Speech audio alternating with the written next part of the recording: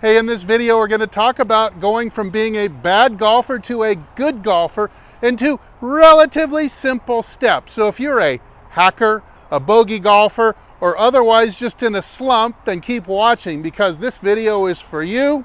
It's going to show you easily how to get good. Stay tuned.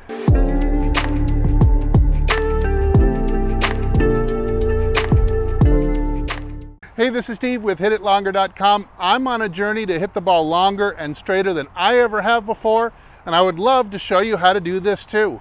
All right, so these are the two same basic steps that I take a lot of my private one-on-one students through in order to make their handicap drop by as much as half. Now, I've done this in a lot of cases. Now, the first thing we've got to do to go from bad to good is to learn how to hook the ball from the inside. So fantastic intermediate skill.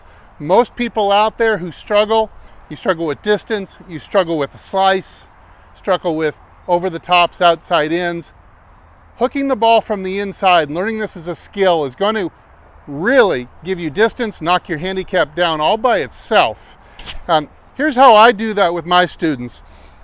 I'd want you to invest in a noodle from the dollar store, a $2 alignment stick from Home Depot, and I got this plane stick, or you can set a plane angle, from Amazon.com for about 25 bucks. So there's 28 bucks. Invest this in your golf game. If you do not know how to hook the ball from the inside on command, then this would be a great first step for you. Now, if you already can hook the ball, no problem, from the inside, then you're just going to want to skip ahead in this video to part 2 where I show you step 2. In the meantime, you can see where I'm going to position this, just outside the ball line, about 30 inches behind the ball. Now I've got the noodle declined at about 30 degrees from vertical or 60 degrees from the horizontal. You can even drop it into the 50s a little bit like this. And your job is simply to swing without hitting it. So this will get you shallow and coming in from the inside. This is kind of guaranteed. You can make it even harder by rolling the ball this way. What you're trying to do here is just get used to the shape. The pros come at it from this angle, coming back, and you'll be halfway there. In fact, some of you out there, you might start drawing the ball immediately. It could be that your swing plane was simply too vertical to reliably square up the club face to the target, and so you'd leave it open a lot and slice. So I've seen in probably half the cases I give this drill to, the people immediately on the very first ball, people who struggled. I've got one guy in particular I'm thinking of, came to me shooting 110 or more. Unfortunately, playing with his wife and her friends and shooting 115, 120, not the greatest thing in the world to feel, I'm sure. So he instantly starts drawing the ball with this exercise. Now, if you aren't, don't worry, I'm going to show you how you're also going to draw the ball from here. Okay, so this won't guarantee that your club face squares up with the target, unfortunately. So all this talk about your path being, you're going to draw the ball instantly when you hit the ball inside. For a lot of you, no, you'll just push it and slice it. You got to be able to get the face around to square and not leave it open as well. So tip number 1 for this, if you don't already, I would want you to adopt a stronger grip. A stronger grip would mean that I've got the crease for my thumb and my index finger formed to run at least to the inside of the shoulder, if not to the shoulder. So a lot of you out there, you're gripping it too much across the palm and not up in the fingers. with your thumb at 12 o'clock, or the V here, the crease, pointing at your ear, at your chin, it's not strong enough to reliably hook the ball. Remember, step one is learn how to hook the crap out of it from the inside. That's going to take a strong grip. Notice I've got that club running across the base of the fingers here. Let's zoom in on this. I wrap my fingers around that like that. So it's all up in the fingers, and you can see where my crease is headed, up my right arm to my right shoulder, my trail shoulder. Once you have that stronger grip, you may be taking out as much as 30 or 40 yards of slice potential out of your drives when you get the grip into more of a hooking position, drawing position. Then all we've got to do is practice releasing the club head. So a lot of you out there, you may not have the stick and noodle drill work for you to get you hooking it because you're leaving the face open still. And face, this is a 6-iron, face is now approaching 80% of the influence on where the ball's gonna go. Face is 80, path is 20. It's almost 80%. So we gotta get the face straight.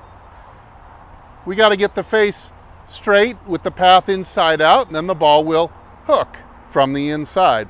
So I want you to do this exercise too. You can make, with your new friend, the stick and the noodle here, you can just make it vertical. And you can just do my little exercise here, is snapping around. Snapping around. Show you from this angle. Line up with my elbow right there and wrap that thing around by snapping and letting the left elbow turn over and fold. This will help the club face come around the shaft and the handle and catch up in time. Most of you are hitting it like this if you're slicing it. There's your open face, because you're just simply not getting this thing to come around on time and catch up. You're not applying the right types of forces with the arms and wrists. So you get that going. I'm trying to do a little combination. You can always go back and forth, practice a few of these, and then practice a few of the around the pole drill and come back to this again. Not full speed, I'm going half speed here.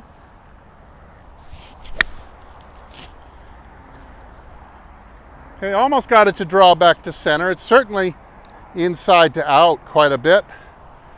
TrackMan is saying that my path is 4 degrees into out, so that's a win. However, I want to get this left of center. Wouldn't it be nice to play in the left side of the fairway for once if you've been a slicer, if you've been a short hitter? Okay, stronger grip and release the club head from the inside. Whew. Snap that one into the left rough. So there's 4.5 degrees inside again. I don't mind you overhooking it a few times at all. That would be just fine. So under the stick and noodle, stronger grip, release the club head. Just like that. Get that ball coming back around to center again. So that is step one. Learn to hit the ball from the inside with those tips. You might have to do it with an 9-iron first. You might have to go 50 yards at first. There's a good one. All right, left side of the green at about 160 yards, 165 yards. 6 degrees into out with the club face fairly square to the target at impact. So, got the ball drawing very strongly back to center line. So, invest in this. Modify and practice your grip and practice whirling the club, getting the left arm to turn over and fold. I'm not advocating twisting the shaft. I'm advocating throwing the head around the handle early back here so that you can catch up in time rather than trying to pull it through or squeeze it and keep it from advancing. Freely throw the club early, get the face square from the inside, the ball will draw. Now at this point, some of you are going to be angry at me because you're now hooking everything into the left rough. That was the goal. What you might also have noticed is you're hitting the hell out of it. The ball's going longer than you've ever hit it before, and you're getting a lot more roll than you used to get off the tee. This is a very good sign. What you need to do now is move on to the second step. I would always go back and review step one and get back to hooking it from the inside every now and again. But we're going to need all of that inside out hook, because as soon as we add in the body and the pivot and the way that the torso should turn, we're going to shed all of our extra inside to out that we have. We have an excess, hopefully. We're going to shed that excessively closed club face that's causing the ball to go into the left rough. So if you're bad and you had no problem with distance and slicing and you skipped ahead to this point, this is going to be the magic for you. You're going to get rid of that pull hook, snap hook, by learning how to clear the body a little bit better. So let's review what we're going to be doing here. I'm using the chair as a matrix so we can kind of measure exactly how we're moving. And in this case, I want my left hip to slide targetwards about 6 inches as I go through the ball to the nub of the chair here, while in a perfect world, I'm going to lift the chair an inch. Now, if you do this at home, you find a decent chair, the wall will work okay too. You'll find that you're getting a lot more rotation. Encourage it. Don't discourage rotation. Let your body swing open. Notice the chair legs are off the ground right now, and I am well into the heel of my left foot. This exercise here will help you keep the posture, clear the body out of the way, and it's going to keep you from swinging too far inside with the club face too close, and otherwise it's going to equalize. It's going to neutralize the imbalance we had that we created with the noodle we needed.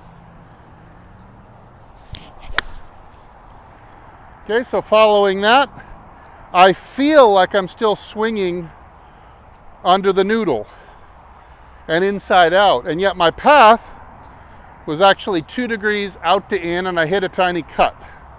So I'm going to try to swing more inside out if I can. Yeah, that felt more inside, and yet I'm still 0.7 outside to in. So roughly 0. I'm still trying to reproduce the feels I was drilling under the noodle. But you can see as you change the pivot, you change the way the body clears, you're going to shed everything that was causing you to hook the ball from the inside too much. You can see how these two parts of the swing balance each other out so beautifully. Again, I'm going to try to swing inside out if I can.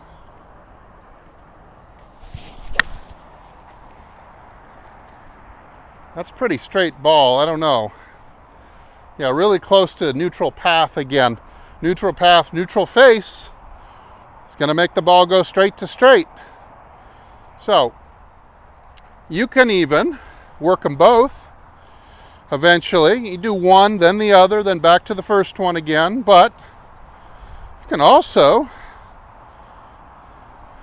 work this. You know, you can practice at home with your setup here. I know a lot of people have, my students, they have a little work area in the backyard or in an empty room in their house. Now notice I'm using them both here. And let's just see. Got to go slow at first.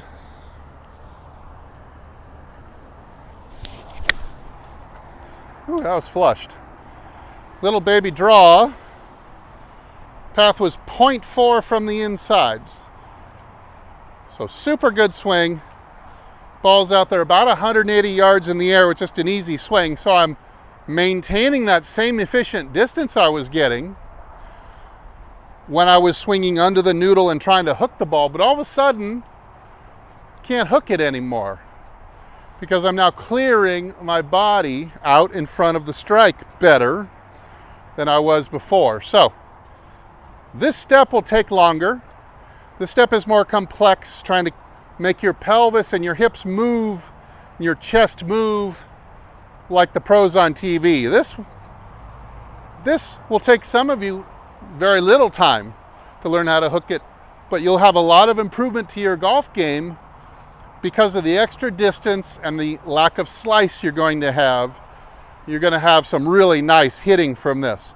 Again, when you get sick of hooking it too much, pull hooking it, snap hooking it, if you start doing that, it's a good sign. You can start now working on the pivot and the clearing of the body. So 2 steps where you can go from having nothing or being in a bad slump. Maybe you're a hacker, bogey golfer, in a terrific slump. Review these things, approach it this way in these 2 steps, and I'm sure you're going to be on your way to great golf coming up this next year.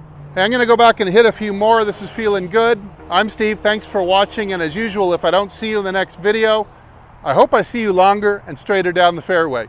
Everybody take good care.